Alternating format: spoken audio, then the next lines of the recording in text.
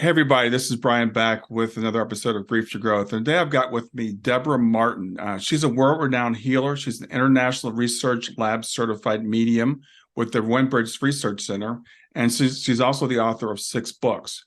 Her skills have been meticulously documented by a scientific community, most notably Dr. Gary Schwartz and Dr. Julie Beischel. She's a spiritual coach. She's a survivor of 3 near-death experiences, and she's also a cancer survivor. And after her 3rd NDE, she became a healer, and she developed a healing technique that's not being done anywhere else in the world, where she combines her mediumship and her healing abilities to embrace others with God's love and healing. She's been featured in national media, including 2 A&E documentaries. She's been on radio networks such as Coast to Coast with George Noory and Hayhouse Radio. Her episode titled Proof of Miracles on Beyond Belief with George Noory aired on the Gaia Network in December of 2022 with great success. She's recently filmed another episode that will be released soon. And her message is that miracles exist and there's always hope, and that nothing is too big or too small to heal. So with that, I want to welcome Deborah to Grief to Growth. I'm so grateful to be here. Thank you so much. Yeah, I'm really excited to have you here too. As we were saying before we start recording, I've known you for a while, known of you for a while. And I'm excited about getting you on the program to talk about you because you've had an incredible story and incredible talent. So let's start with your NDEs. You've had 3 NDEs, so tell me about that. You know, you look back at your NDEs and you want to know, well, what did each one of them teach you? What was the opportunity that was there for you? Because when you go through it, you don't look at it as an opportunity. You look at it like, oh my gosh, what did I just go through? So my first NDE was where I was out the same night that Princess Diana had her car accident. And I was out with a group of friends, and it was time, we all watched it on the screen. We all felt that heaviness. I was a single mom of 3 children. Princess Diana the children lost her. And I just had everybody had that strong connection, right? Yeah. So getting into the car that night was a sports car. I wasn't the driver. I was going to be sitting in the back seat. I was like, I'm not supposed to get in this car. I didn't know why I had that feeling. And my friends are like, oh, it's just because you watched the show. And I'm like, no, there's a strong feeling I'm not supposed to get in this car. Well, I did. And we were on the freeway in the slow lane. It was dark. And I immediately knew something was going to hit us. It was like a vision that came across my mind. It's like, this is going to happen. And I said, not now, not yet, not now. I'm a single mom of 3. Like, no, not now. At that same moment when I said not now, a truck from the fast lane, big truck without windows, came and sideswiped us. He flipped off the freeway 3 times, and we took out 40 feet of guardrail and ended up facing traffic. Wow. At that moment, I'm stuck in this little pocket in the back seat of the car. We can't get out. We're crushed. And divine intervention came that day. I didn't know it at the time. It was a gentleman that appeared, opened the door effortlessly, carried each one of us to the embankment.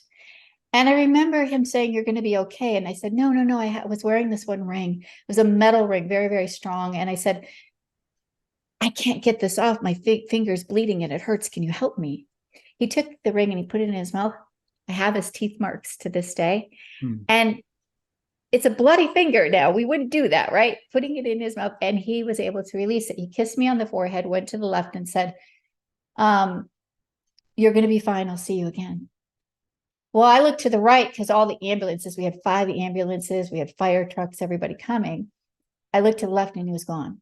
No one's ever seen him. That moment, I didn't know what that was. I was like, okay, what just happened?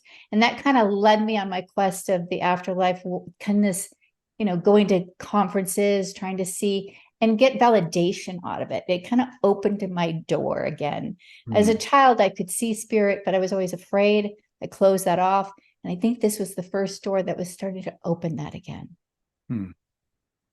So then my second NDE, I was once again in a car. And I came to a stop, kind of like a left turn embankment. You're going to turn into a neighborhood and you're waiting for the traffic to clear so you can cross the street. Just sitting there, no premonition this time. And remember, I didn't even know what a premonition was before, but now I did. This was not given to me. I was just all of a sudden somewhere else looking down at what was going to happen to me. So I had an out-of-body experience. I'm standing there looking down, going, "Ooh, this is not good." And I remember this strong being behind me. Never looked back, but I felt like I knew this being. And it said, "Are you ready?" At that moment, I was like, "No, my 3 kids need me, but I'm not going to survive that." I saw a big truck carrying tractor equipment behind it that was going to come and crush me. Mm. In a split second, I was now once again in the back seat of the little part of the seat. In the back seat of my car, my seat, the driver's seat, broke. I'm there with a mouthful of glass. My 4-door Honda is now crushed. All windows, everything were broken. Everything that was in the car was in the street. So I have a police officer and another gentleman that come to my window. "Are you okay? Are you okay?" We tried to get this man off the road. He was in a diabetic seizure. He hit me at 65 miles an hour. I was what stopped him. And then the other gentleman, he says, "Are you okay?" And he goes, "No, I don't know what just happened. I should have crushed her. But something took my steering wheel and put me into oncoming traffic so I didn't hit her."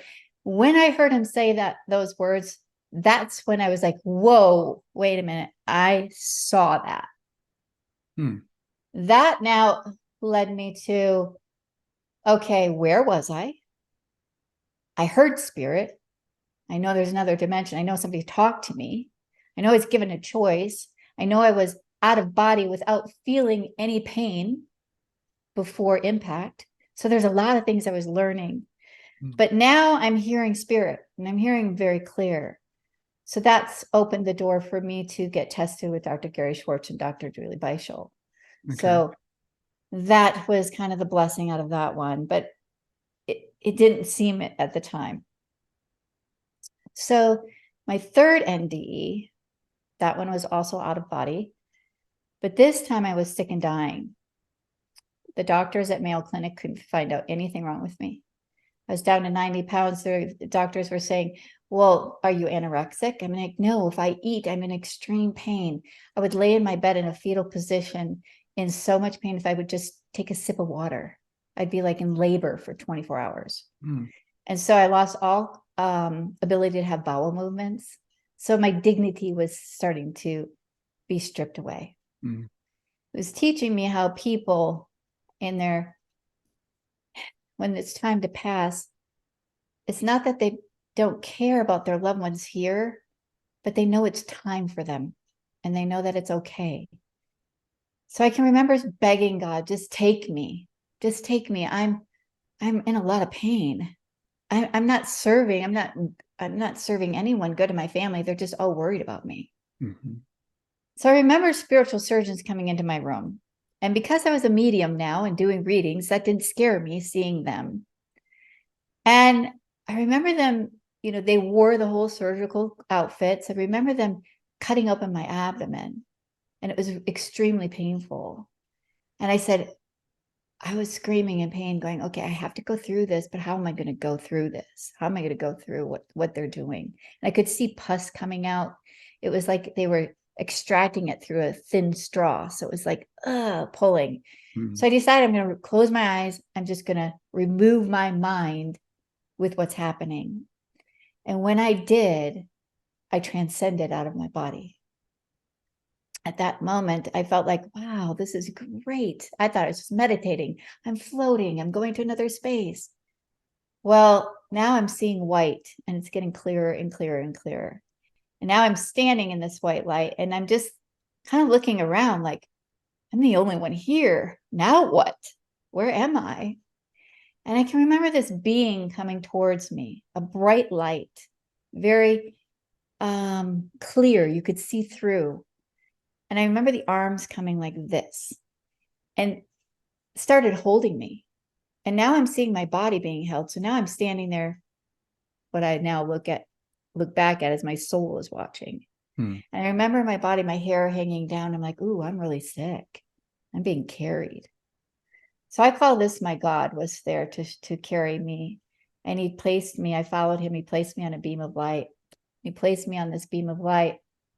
There was also a coffin next to it. It was a beautiful glass coffin. And I thought, oh, am I going to get a choice? Can I at least sit in that glass coffin? It looks really, really pretty. And I'm like, I don't think that's a good idea, Deborah. Let's just carry on. So God led me to this space. He said, follow me.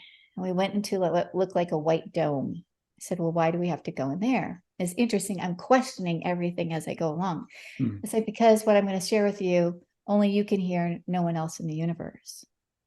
So it's like I was sitting down at a table and God stands behind me looking over, and I see a lifespan contract.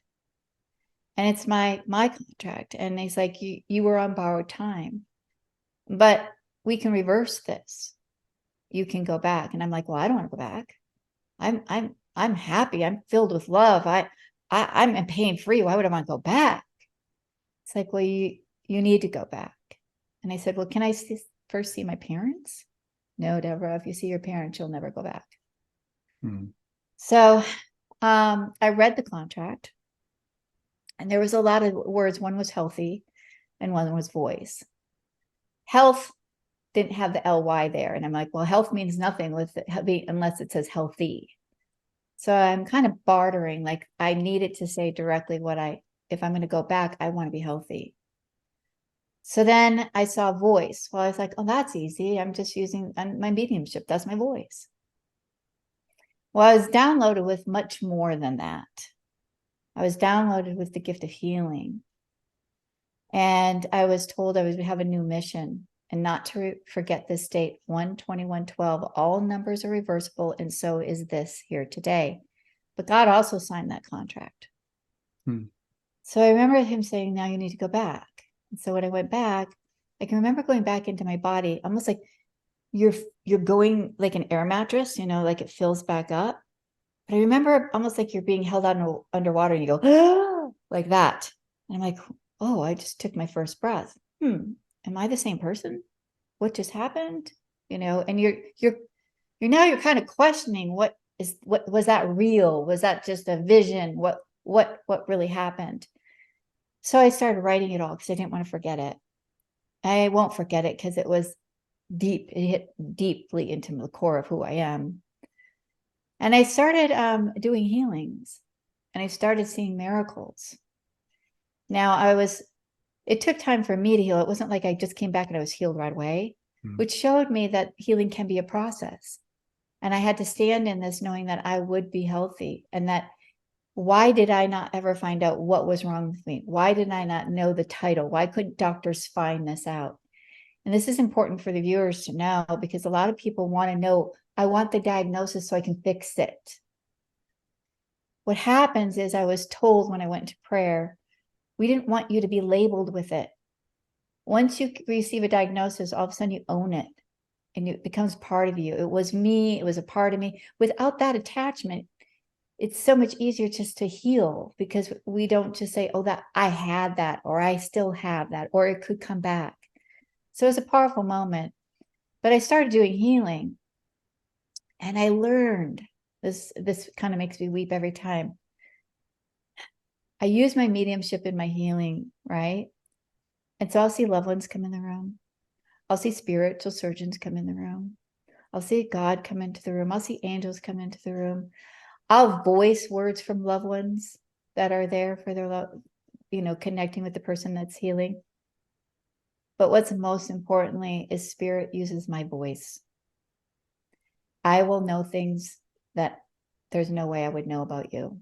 I won't know anything about you, and it might be something that you were dealing with at the age of 7 that you totally forgot and you pushed deep down. God brings that forth, and you're like, I forgot about that. Mm-hmm. And so it's so profound that they could not be my words. Kind of like when you do your mediumship, right? You're allowing the words to come through. They mean nothing to you, and then you deliver them, and they mean so much more. Mm-hmm. But this goes on such a deep level, because now we're healing physically, our body, we're healing emotionally, and we're doing spiritually. And there'll be times where we go on a spiritual journey where they actually feel like they're having an out-of-body experience, or they're just having the vision give to them for them to visualize in their mind. But I've taken people on spiritual journeys now to have their own connection. People have felt the embrace of their loved one. People have smelled them. They felt their body like wrap their arms around them. They've heard words from them. They're having the one-on-one connection, and I get to witness it and speak it. And it's healing. It's beyond healing because it goes deep within, but now you're healing to that have lost that connection, right? And so the mediumship just goes on a whole nother level now, where I allow the voice of spirit to take over in all areas, emotionally, physically, and spiritually. Yeah, speaking of that, before we started recording, you mentioned that your mediumship had recently changed. In what way has it changed? Well, so now when I do readings with my healing. So it's like, are you dealing with grief, or do you have stomach issues, or do you have back issues, or what else what are you dealing with? And then, have you lost a loved one? Is there somebody that you want to connect with? Could that be maybe a root cause, or do you just want to connect with that loved one? So this family came. The mother had been to many mediums. All of them have had readings. The children are now older, but the father passed of suicide when they were teens. I think the youngest was 9 at the time. And so she wanted to do a family session with the dad. So I will connect with the dad for about 45 minutes before the session. I will get a bunch of information, right? I will relay that information before the session, go into the healing. Now we're going to heal individually. That father, we went on a spiritual journey. He lined his entire family up. He spoke directly to each individual, verbatim, what they were doing in their life, what he had to say to them, maybe what they were holding on since they were a child, since he passed. But when it came time to talk to mom comes up front and center. They're talking face to face like this. Kids are all in a row. And he speaks to her and says all these words. I couldn't even repeat them, but she emails back and says, I'm astounded. Every word he spoke was verbatim what he wrote in his suicide letter to me. I mean, you can't, when it just flows like that, it's not like me, but they all healed. They healed on a physical level. One was suicidal. One of the boys was suicidal, and she didn't know that he was even going to survive. 2 weeks later, he's thriving with work because his father says, I believe in you. I know you have this ability. You're strong. And, you're as smart as I am. So allow me to help you. I'm going to work through you. 3 weeks later, he's engaged, and now they're pregnant. Oh, wow. His life totally turned.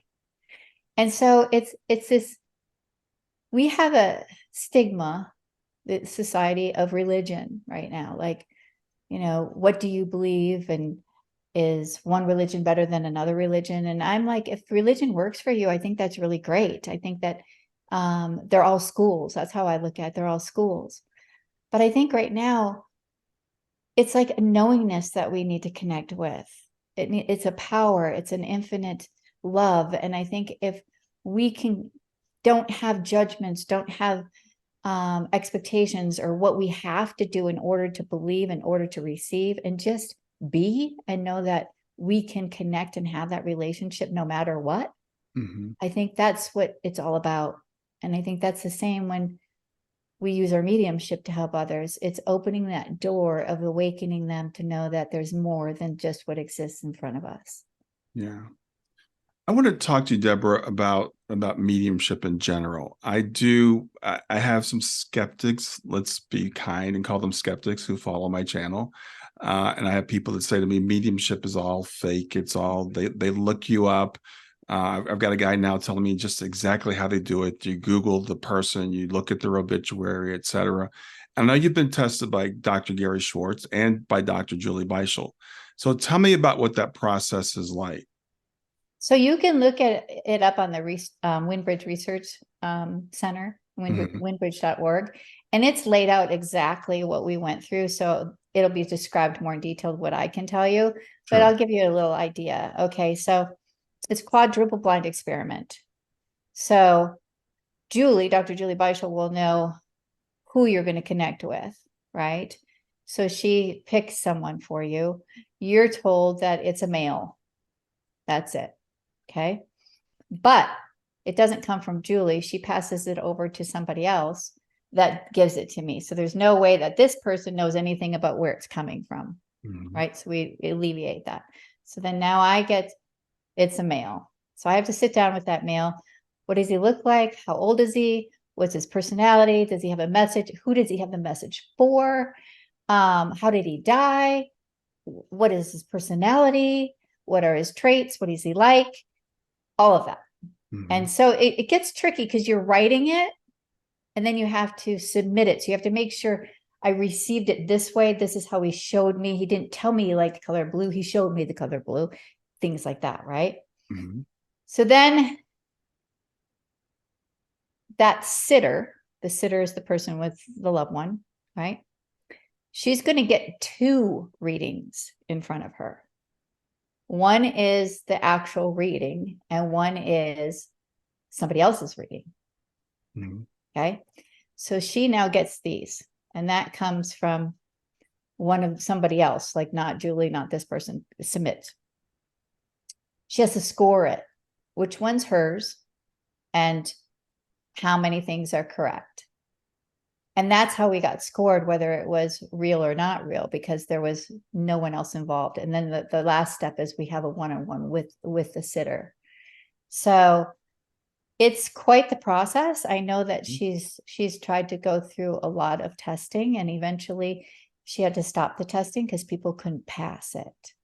So the group that we have now, that we are the Windbridge, mediums for her. I'm pretty proud to say that I was a research medium, because you're going through the process and you don't know. It's like you're handing over information. You don't know if it's correct or not, but you're trusting it. Mhm. Mhm. Yeah, and thank you for going through that. And I know Gary's process is similar. I've read the Afterlife Experiments many years ago, and I work with Gary now. And I know that both these people are very serious. They understand how to design protocols. I've got lots of friends that are mediums. I know that mediums are good people. There are some people out there who are fraudulent, that's for sure. All right.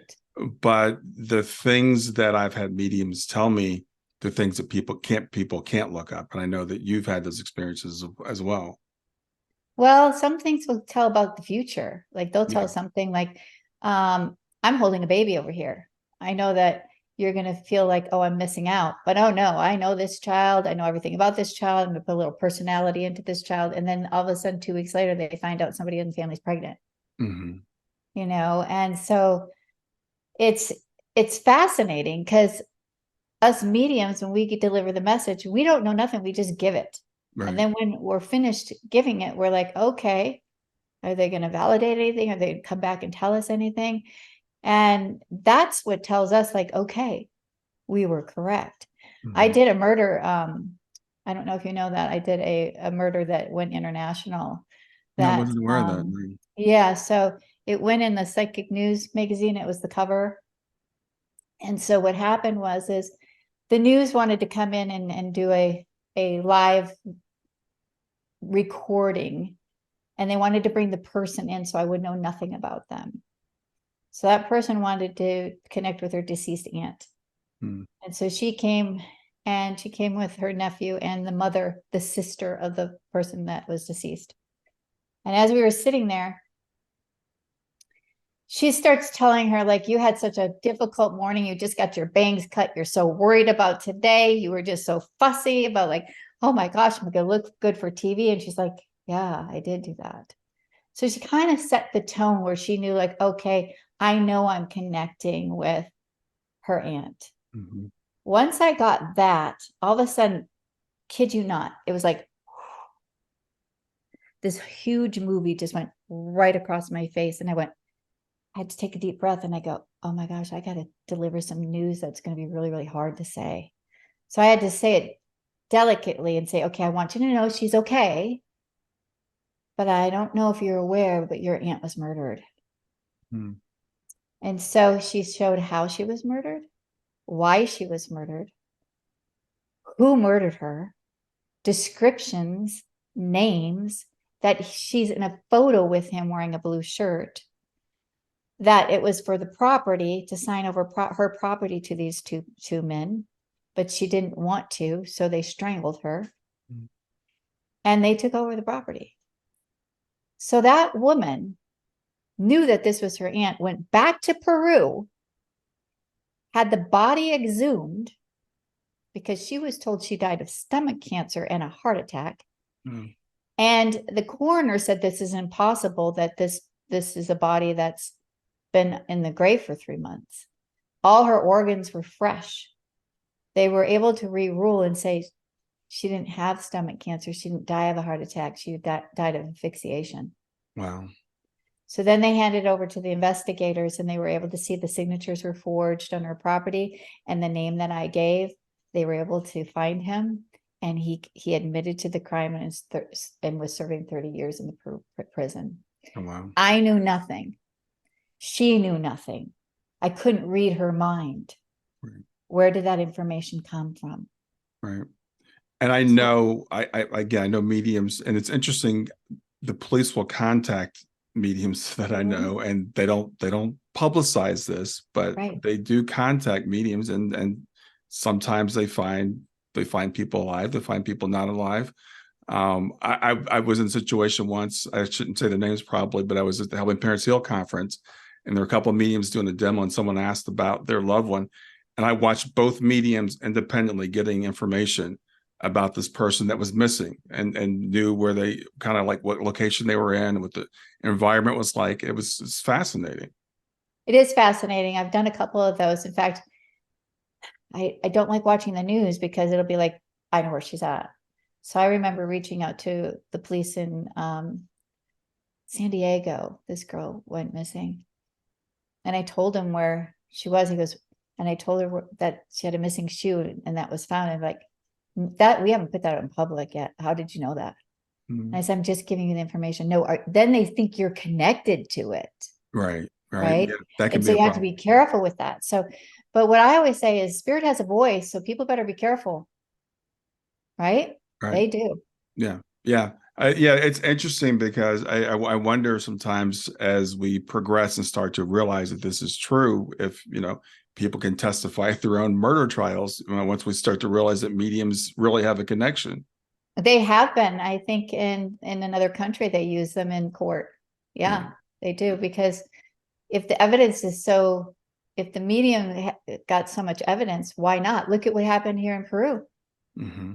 They had said, would I come to Peru? And because they were going to do a movie, I guess they're doing a movie on it. I said, I'll send my book with the story of it, but I'm not coming to Peru. Yeah. Mm-hmm. So tell me about your healing sessions, because I know they're different than people might have experienced before. What are your healing sessions like? Okay, so if somebody contacts me for a healing, I do group healings and I do private healings. What's nice about the group is I do people all over the world, and we all gather as one, right? And then I've seen, how do you want to say, when more than one people gather, that energy just raises. And it's remarkable to hear and to witness how many people will come with, I got a kidney issue, I got a knee issue. I'm like, okay, this group is formed. So let me just walk you through the process of a healing session. So you'll email me, and you might not tell me anything. I don't need to know anything. I just need a healing. I'm struggling. Okay, so all I need is your picture, and I want a full body picture. Some people like to tell me what's going on because they like me to put that in my prayers prior. So instead of saying, this is John and he has heart issues, I'll say, here's John, and thank you for healing his heart issues. Kind of going in with that positivity. So then, because I've seen spiritual surgeons before, I will see that once I take their picture in my healing room and I let it sit there for hours, when I come back, I can see the spiritual surgeons have set up the room. And then I go into prayer. And then I go into the session. When I go into the session, I will lay down on a healing table. I place your picture on my abdomen where I can become your proxy. At that moment, I'm now connected. And I can feel the energy. Sometimes I can see the energy in the room, but my stomach will start going up and down. And what happens is a beam of light, God's beam of light, will come and attach to the solar plexus. And now my stomach's breathing and I'm connecting to that oneness, that same frequency and energy. And that's flowing through me.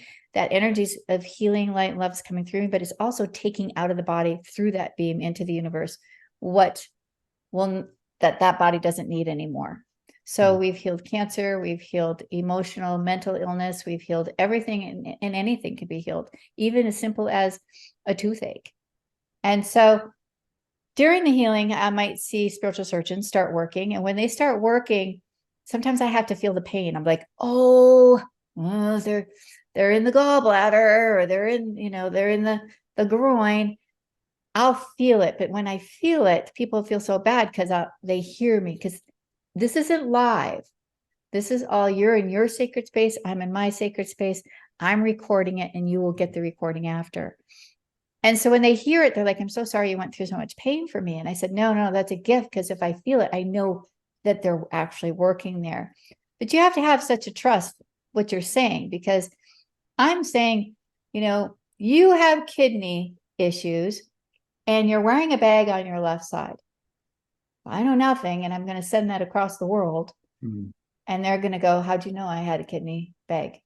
Right? How'd you know that I had these issues? And it's not me.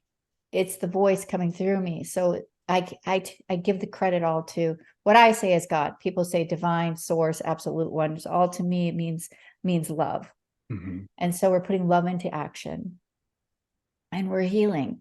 And so if we go on a spiritual journey to God has words for you, you're going to meet a loved one there. I've had children come meet their parents there. When you do, it's like, okay, the vision comes to me as if that same movie. I'm seeing it in my mind, and I'm explaining, okay, here we go. This is what we're going to do. And I walk you through the process, and I'm there to witness and see it all. And it's beautiful. It's beyond beautiful. I've been able to go to spaces that you don't see here on Earth.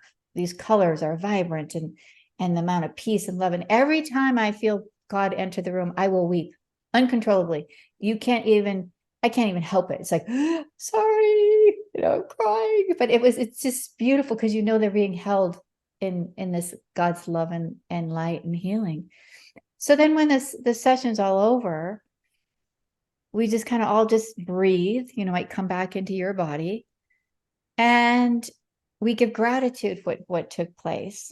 And then I have to I only do one healing session a day, because it takes a lot of energy.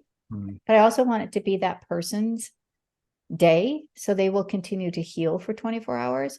I've had people on there and say, I could feel exactly what you were feeling at the same time. I had one person that had bile duct cancer, and I felt like I was going to throw up. I'm like, I'm going to throw up bile. I'm going to throw up bile. I'm throwing up bile. She was throwing up bile at the same time. Wow. So when she documented, it's like we were feeling the same thing at the same times. I've connected where I'm like, oh, your daughter's here. I see her. Across the world in the UK, she's now seeing her daughter at the same time I'm saying that. Mm-hmm. Right? So it's just like, it's miraculous. You can't make this stuff up. Mm-hmm. And so you receive this feedback, and it's hard to even put into words, because it's just so profound. And after every session, I'm just in awe, like, wow, look what I got to witness. Not one's ever the same. I was like, what am I going to see today? What's going to transpire today? And then when the session's over, I sit in gratitude and I email them that MP4.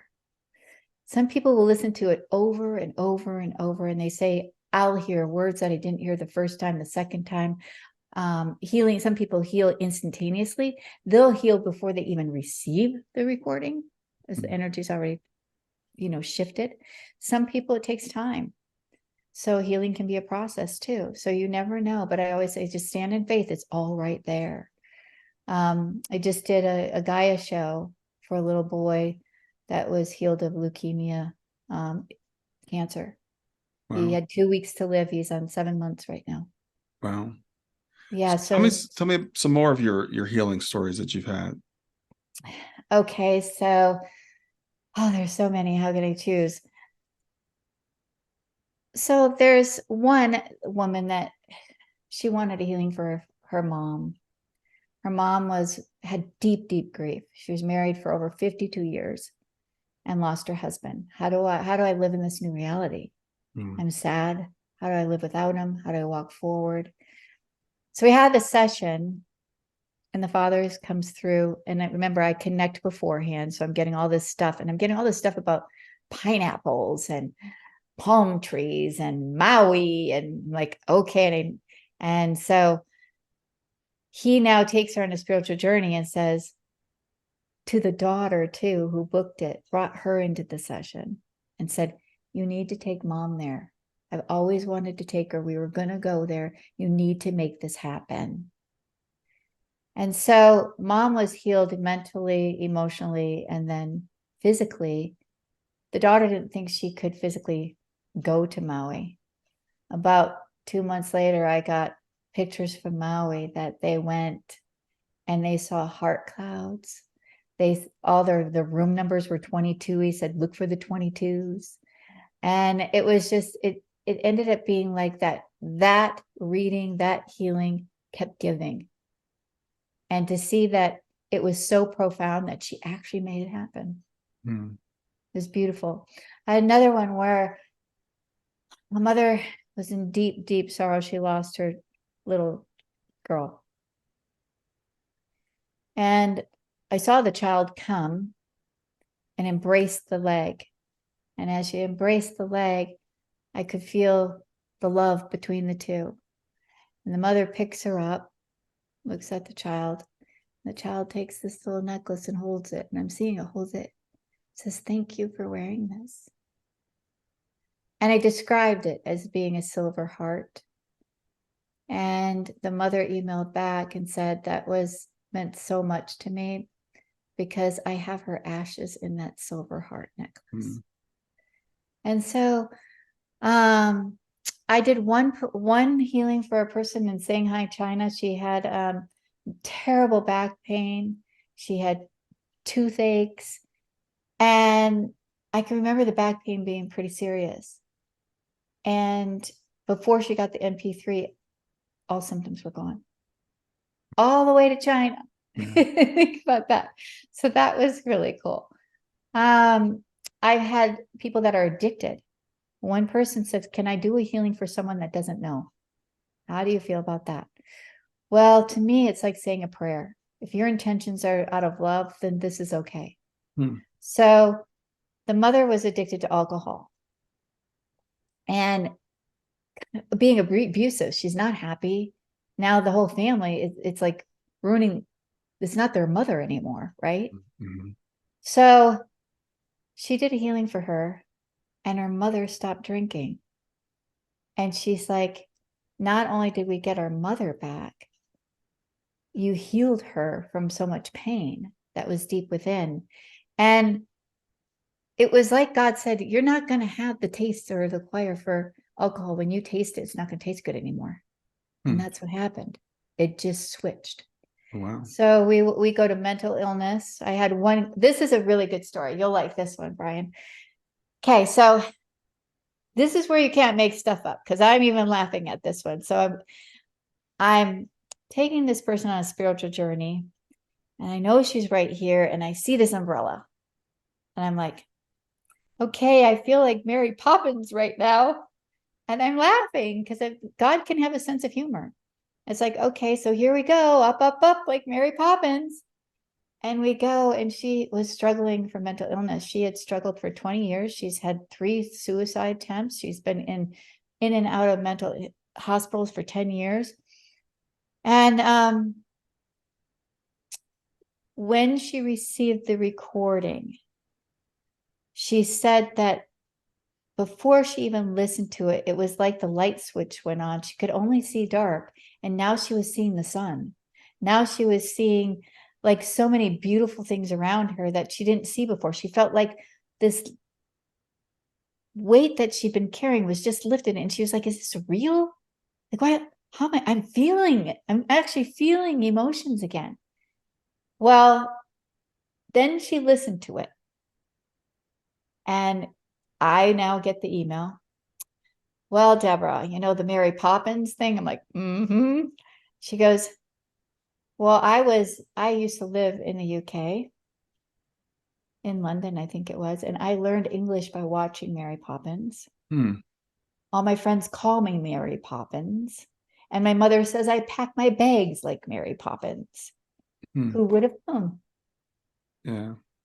Yeah. So sometimes it's like you just have to go with whatever you see, even the Mary Poppins. You have no idea. And it could be just like in mediumship, right? You don't know. It could be the craziest thing, but it ends up being the biggest thing. Mm-hmm. And I couldn't look that up on an internet.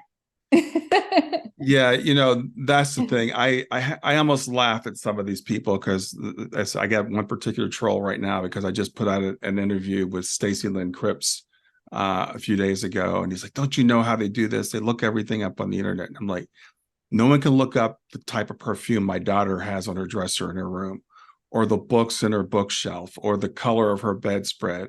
And I've had mediums who can give me very details about my house that they've never been to. Evidential, very Yes. evidential. And it's like, we don't have the time. Sorry, we don't have the time to sit and try to Google everything, nor do we want to, because then that takes the credit away from us. Yeah. Yeah. Right. And sometimes it does seem so real that it's like, well, how would they know? So they're just trying to make a reason out of it. Yeah. And what is a miracle? And those are miracles that are coming to you, the words. What is a miracle? Something that's not explained. Well, and it's very interesting, like I said, because they'll give you these very simplistic things like, well, of course you knew that, she had red balloons at her life, service because it was mentioned in the obituary. And there are some things that people can look up, of course, but I had a medium friend of mine, and she was telling me, your wife had a rainbow birthday cake recently. And I was like, I didn't even know myself. So she wasn't reading my mind. And I asked my wife that, when she got home, she said, yeah, yesterday at work, somebody brought in a rainbow birthday cake. It's not something that anybody can look up.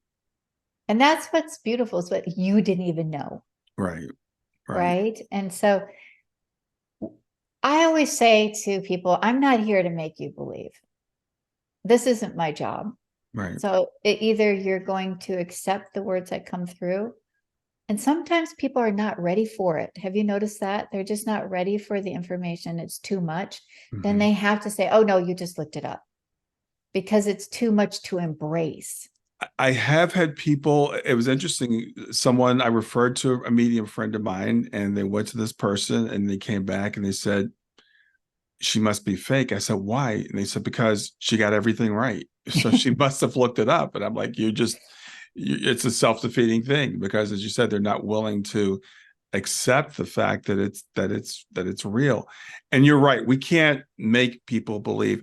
What I do want to do is, for people that do see mediums, I don't want anyone else to take away their hope, because they'll be told, oh, you're just being played because this person looked up everything on you.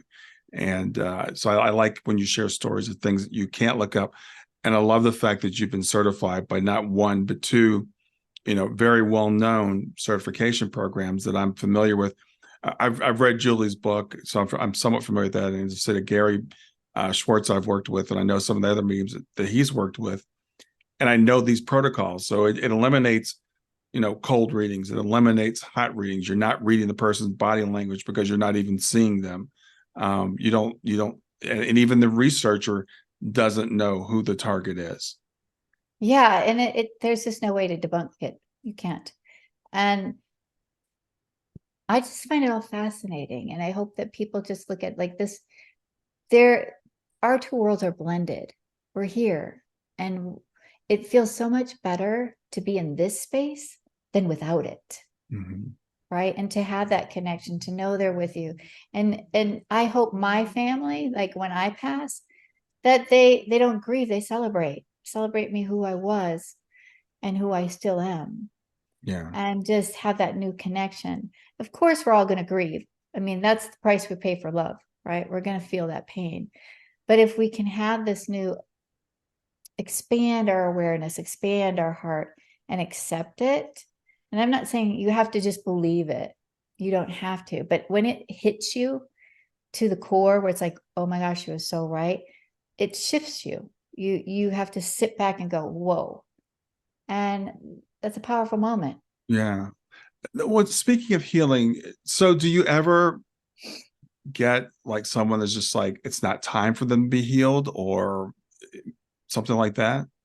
There's been times where it's like, I remember working on this gentleman for a while and we had such great success. And then all of a sudden he passes.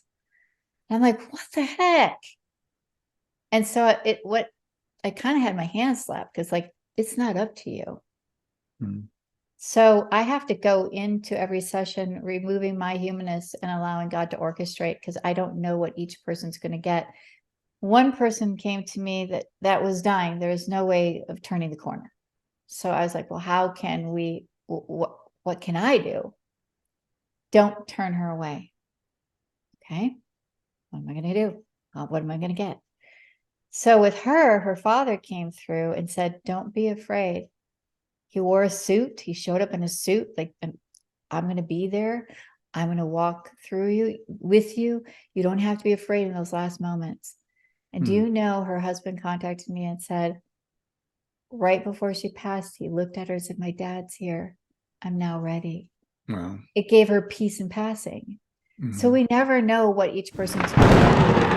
And it may not be the miracle that we think it is. It might be something else. Like I did one for Brenda, which is Suzanne Giesman's friend who she connects with still. Yeah. And she's in my book. And she actually brought me to Brenda. And Brenda was supposed to pass, but we both felt in her healing like she's healed. Brenda's like, should I just stop my funeral arrangements? Should I just stop this? And I'm like, I think it's good just to have everything in place anyway. Mm-hmm. And she was the one that was throwing up bile at that same time. Oh, okay. And it was just so real to her. But she said to me, Deborah, you healed such childhood pain within me that it was so much greater than healing my actual cancer. But I think it's all healed. And I was like, wow, that's a huge statement. Well, she ended up passing, but she had 2 weeks of feeling completely healthy. She got to be with her friends. She got to celebrate. People got to see her as a healthy Brenda. And when she passed, she said that she was able to heal all the baggage before she passed. Who would have known that? So there's just so much more than what I humanly can understand with the healings because each one's different. But when we open ourselves up to everything and all, it's just miraculous what can come through. Yeah, thank you for sharing that. I was hoping you were going to talk about. I know Brenda. I met her a couple of times at a couple of Suzanne's events because she and Oh, Linda wow. used to follow Suzanne around, and I would see her different things. Incredible, incredible woman. I know that she felt like she was healed spiritually, and I think we have to keep in mind healing of the physical body is great, but we're all going to pass at some point. And that's not a defeat. That's not a loss. That's the plan. So sometimes physical healing is in the cards for us, and sometimes it's not. I like that you say that because if I could heal everyone, wow. Right. So there's really no guarantee that you'll be healed the way you want, but you will be healed and touched in the way that you're supposed to be. Yeah. And just coming in with, here's what I have. Let it go, let God take over and no expectations and see what all comes. It's just beautiful. You're opening yourself up to even more, to receive more than what you expected. And I think it's right. We're all getting older. Our bodies are going to go through things. And sometimes we have to go through it. When I got cancer, Brian, I was like, what? I'm a healer. Like, Yeah. how am I going to tell other people that I have cancer? And do I tell other people? Do I just not tell people? Well, I started writing it and I was told by Suzanne Wilson, you've got a lot of tools that you've learning on the way. And So I decided I'd write it before I knew my ending, right? And I used to call it my beast. Okay, beast, you're inside me. And I remember I would go and meditate, and I would, we think, fight that cancer, we're going to fight it. We're going to beat this. And that's okay. Some people feel that that's the way they have to walk through it. But I decided to embrace it. So I decided to send love to the cancer. And I started to love that area, sending love to it. Like, you've been a magnificent body. You've been wonderful for me. And what do you want to teach me? What are you here to teach me? Mm. And so I learned so much more compassion when dealing with people that have cancer, that if I never had cancer, I would not be walking the walk with them. Mm. So I found the beauty in my beast in the end. Yeah. And some of our greatest hardships can be our greatest blessings. So I embraced it rather than fight it. And I feel sometimes when we fight things, have you ever felt like you're frustrated with your body? Like, I wanted to jog today and my knee hurts. Mm-hmm. Frustrated because I wanted to do that. Well, frustration causes resistance, and resistance doesn't allow it to heal. But when you sit there and you put your hand on and say, you're a wonderful knee. You've done so much for me. I love you. And it's like a child that's 6. You're embracing it with love. Mm-hmm. You're nurturing it. It heals, and you're opening yourself up instead of resisting what's there for you. And then you cause blockages when you have that resistance and frustration. Not saying you can't have frustration, because frustration is an emotion that we all have to go through and walk through. But Sure. once you recognize it, you can decide what you want to do with it.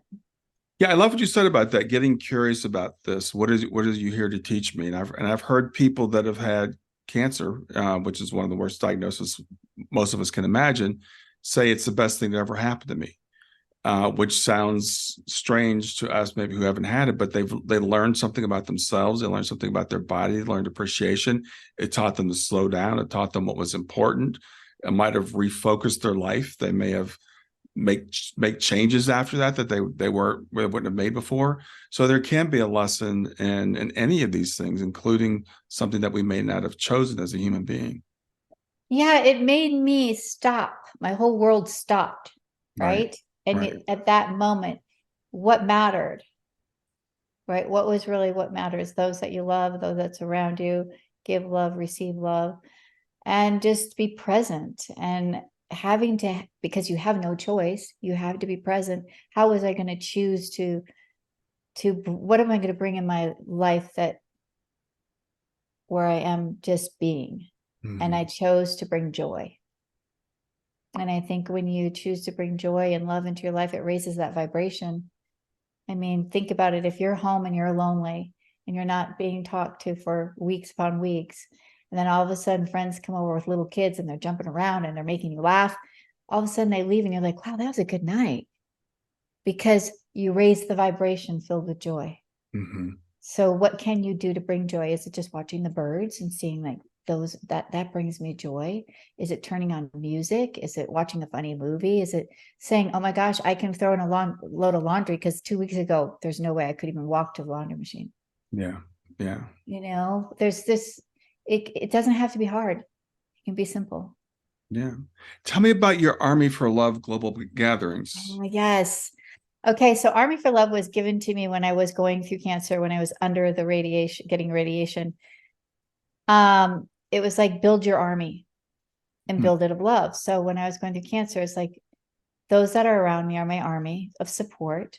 So the number 4 means that we're always surrounded. Somebody's walking in front of us, somebody's walking behind us so we don't fall, somebody's walking on both sides of us, right? We're always have support. So my Army for Love, I do a monthly Zoom on Tuesdays. It's for anybody that's struggling, no matter what you're struggling with, grief, emotionally, physically, spiritually. You come to this platform. It's with no judgments. We put love into action. We're there to listen. We're there to help. Some of us will have that experience that can help another. People gather from around the world. Some people just come to listen because they want to hear the message. But at the end of every session, group, meeting, gathering, I do a mini healing. And those healings, they're just like spirit talks through to me for the group, and they're all closing their eyes. This one that happened was for a mother that was going through a lot of pain with her child being sick. And God took us all to the ledge of a mountain. And he said, how do you feel? How do you all feel? Are you scared? Would you jump? Are you nervous? Do you not like heights? Do you like heights? How do you feel at this moment? Each of you are going to feel different. And now I'm going to ask you to step off that ledge. Can you do it? Hmm. So we all step off the ledge and we're just floating. And he's like, see, I never let you fall. And he goes, but the biggest thing is you took the leap of faith. Hmm. We're all done. The mom raises her hand. She says, I have to share something with you. And she's bawling. And she says, only God would have known this. But I only told my husband. I didn't tell anyone else. And I said to God, if you take my son, I'm going to go to the top of the mountain. I'm going to jump. Hmm. And she says, he told me I already took my leap of faith. I don't have to jump. Oh. And so it was so healing. And so we never know what's going to come through, but they're little pieces of love and nuggets, and just welcome anybody to show up, because it is just love in action and no judgments. We don't talk about politics ever. Mm-hmm. And it's just, how are you feeling today? What is the message of the day? Wow. So how can people join that? They can go to my website at goldenmiracles.com. And if they go to Army for Love, there'll be a Zoom link for them to join. It's on the first Tuesday of every month at 3:00 Arizona time. Okay. Okay. Nice. Mm-hmm. Yeah, thank you. And if people want to reach out to you to get a reading or get a healing, are you taking people for that now? Yes. There is a long wait, but if it's, we try to fit people in if they have an emergency, and if we get an opening, we keep a list of that. But that's at goldenmiracles.com too, through the website. Okay. The contact. And so how long is your wait right now? It's September. Okay. Okay. So it's not too far. It's not too far. Yeah, it's like 2 months. That's not bad. That's not It's bad. not bad. Yeah. Well, it's been really great talking to you and learning more about what you do and how you help people. And hopefully this will bring some people some hope and some peace. And I know one of the things I wanted to talk to you about was maybe a final question is, how do people find hope? How do they keep their faith when they're going through difficult times?